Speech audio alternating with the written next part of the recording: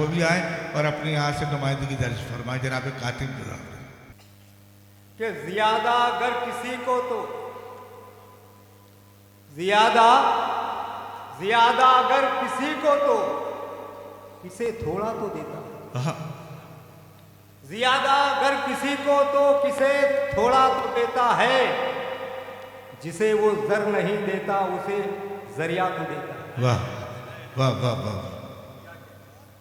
ज्यादा अगर किसी को तो किसे थोड़ा तो देता है, जिसे वो जर नहीं देता उसे जरिया तो देता है। और बुजुर्गों को हिकारत की नजर से देखने वालों, बुजुर्गों को हिकारत की नजर से देखने वालों, शजर ये फल नहीं देता मगर साया तो देता है। वाह वाह वाह वाह।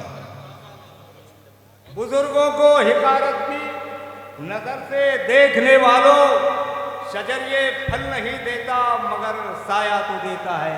और ये 4 मिसरे पढ़कर मैं अपनी जगह लूंगा। अता कीजिए कि जो असासा यहाँ उकबा का कमाया हमने, जो असासा यहाँ उकबा का कमाया हमने, ज्यादा अगर नहीं देता उसे थोड़ा तो देता।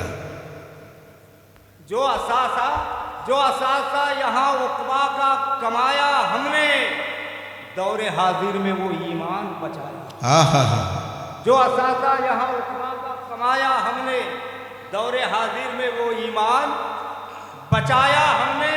दोस्तों तक ही मोहब्बत को न रखा महदूद,